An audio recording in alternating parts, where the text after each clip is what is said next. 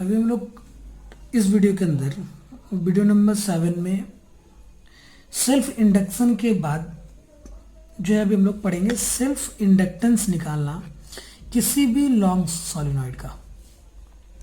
Previous video में हम लोगों ने सेल्फ इंडक्शन क्या होता है ये पढ़ा था, सेल्फ इंडक्शन कोफिशिएंट के बारे में पढ़ा था, दो अलग अलग डेफिनेशन और फिर उसके यूनिट को और उसके यूनिट 1 हेनरी को डिफाइन करना भी और उसका डायमेंशन को। अभी हम लोग सेल्फ इंडक्टेंस L को निकालना सीखेंगे किसके लिए, तो लॉन्ग सोलेनॉइड के लिए। तो इसके लिए अभी हम लोग कंसिडर कर रहे हैं एक लॉन्ग सोलेनॉइड को, जिसके लिए निकालेंगे उसको तो पहले कंसिडर करना पड़ेगा। तो ये हम लोग कंसिडर किए क्या, एक लॉन्ग सोलेनॉइड को। ठीक है, ये हम लोगों ने एक लॉन्ग सोलेनॉइड को कंसिडर किया जिसका लेंथ जो है ये है L और इसका जो रेडियस है इस सोलेनॉइड का ये है R। हाँ, लेकिन ये जो L है ना ये मच ग्रेटर देन R होना चाहिए, तभी इसको हम लोग लॉन्ग सोलेनॉइड बोलेंगे। ठीक है, और क्या है, कई सारे टर्म्स को भी हम लोग पहचानेंगे कि इस सोलेनॉइड से कितना करंट फ्लो हो रहा है, तो I करंट फ्लो हो रहा है। चीज़ों को पहचानना सीखें। पहले हम लोगों ने क्या पढ़ा कि भाई L क्या है, तो length of the solenoid, R radius of the solenoid, where L is much greater than R। उसके बाद I क्या है, तो current flowing through the solenoid, solenoid के ईच टर्न से फ्लो होने वाला करंट है ये। तो एक चीज और जानेंगे हम लोग, N क्या है, तो N है हमारा number of turns per unit length. बस ये थोड़ा सा याद रखने वाला चीज है। स्मॉल n क्या है हमारा, तो पर यूनिट लेंथ पे नंबर ऑफ टर्न्स क्या है। तो ऑब्वियसली ये कैपिटल N क्या होगा, तो टोटल नंबर ऑफ टर्न्स होगा। तो टोटल नंबर ऑफ टर्न्स को कैसे निकालेंगे, तो N है पर यूनिट लेंथ पे नंबर ऑफ टर्न्स और टोटल लेंथ क्या है L। तो पर यूनिट लेंथ पे जो भी टर्न्स है उसको हम लोग मल्टीप्लाई करेंगे टोटल लेंथ से, तो ये मिल जाएगा। तो N की जगह पे हम लोग क्या लिख सकते हैं, कैपिटल N की जगह पे स्मॉल n इंटू L, या तो स्मॉल एक रिलेशन और भी हो सकते हैं, यहाँ पे स्मॉल n की जगह पे हम लोग क्या लिख सकते हैं, कैपिटल N बाई L। ये दो रिलेशन को हम लोग आगे चल के यूज करने वाले हैं। कैपिटल N का मतलब total number of turns equals to number of turns in unit length into total length. तो यहाँ पे N इक्वल लिखा जाएगा total number of turns by length. ठीक है, इन सारी चीजों को भी हम लोग यूज करेंगे। तो सबसे पहले हम लोग करते हैं कि भाई किसी भी सोलेनॉइड से रिलेटेड फ्लक्स को निकालने का कोशिश करते हैं, सोलेनॉइड से रिलेटेड फ्लक्स को निकालने का कोशिश करते हैं। तो सोलेनॉइड से रिलेटेड फ्लक्स क्या होगा, तो फाई इज इक्वल्स टू क्या होगा, बी ए कॉस थीटा। ठीक है, तो सबसे पहले हम लोग ये जाने कि भाई ये हमारा बी क्या है, तो magnetic field inside the solenoid. A क्या है, तो cross section area of the solenoid, और ये थीटा क्या है, तो इस बी और इस एरिया वेक्टर के बीच बनने वाला एंगल। तो यहाँ पे जो ये बनने वाला एंगल है इसके क्रॉस सेक्शन एरिया और मैग्नेटिक फील्ड का डायरेक्शन ऑब्वियसली इधर की ओर होता है, ये इधर की ओर होता है, तो इसके बीच बनने वाला एंगल यहाँ पर थीटा क्या होगा, 0। बस इन चीज़ों को हम लोग पहचानेंगे। बी क्या है, तो बी हम लोगों ने पढ़ा है चैप्टर नंबर 4 में magnetic field due to the solenoid में हम लोग पढ़े। Magnetic field inside the solenoid हम लोगों को क्या मिला था, तो म्यू नॉट Ni। ठीक है, म्यू नॉट को हम लोग परमिएबिलिटी बोलते हैं, N number of turns per unit length, और I क्या है, तो current flowing through the solenoid. ये होता है magnetic field inside the solenoid का एक्सप्रेशन, ये हम लोगों ने पहले ही पढ़ रखा है। ठीक है, और यहाँ पे जो इसका क्रॉस सेक्शन एरिया है, ओब्वियसली चूंकि ये रेडियस R है तो इसका क्रॉस सेक्शन एरिया क्या हो जाएगा, पाई r स्क्वायर। ठीक है, और यहाँ पे थीटा क्या है, थीटा है 0, इसीलिए इन सारे वैल्यूज़ को हम लोग यहाँ पे पुट करें तो फाइव इज इक्वल्स टू क्या मिलेगा, फाइव इज इक्वल्स टू मिल जाएगा हमारा बी ए कॉस 0 डिग्री का वैल्यू कॉस 1 हो गया। मतलब कि यहाँ पे हम लोग यदि करें, चलिए अभी इस वैल्यू को नहीं पुट करते, हम लोग पायर स्क्वायर के वैल्यू को बाद में पुट करेंगे। पायर स्क्वायर वैल्यू को भी हम लोग नहीं पुट कर रहे हैं, ठीक है। तो अभी हम लोग क्या लिखेंगे, five is equals to mu naught N I A, ये हमारा एक फ्लक्स का एक्सप्रेशन है।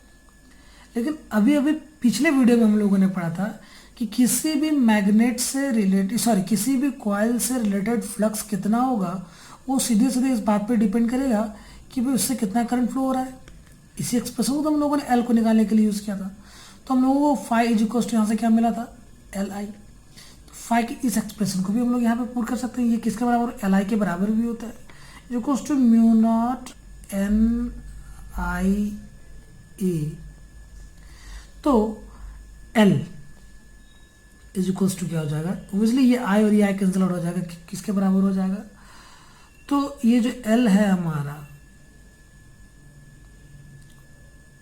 ठीक है, ये जो एल है हमारा mu naught N, sorry I तो कट गया है, म्यू नॉट एन ए के बराबर हो जाएगा, म्यू नॉट एन ए के बराबर हो जाएगा, है ना। लेकिन ये किससे रिलेटेड है, तो ये एक टर्न से रिलेटेड है, लेकिन टोटल नंबर ऑफ टर्न्स कितना है, ओब्वियसली एन एल के बराबर। तो यहाँ पे जो हमारा टोटल जो हम लोग निकालेंगे यहाँ पे फॉर एन टर्न्स, यदि हम लोग एन टर्न्स के लिए निकालेंगे, ठीक है, यदि हम लोग किसके लिए, एन टर्न्स के लिए निकालें, तो एल इज इक्वल टू क्या हो जाएगा, N mu naught N A. इस एन का जगह पर ओब्वियसली हम लोग स्मॉल एन और एल लिख सकते हैं।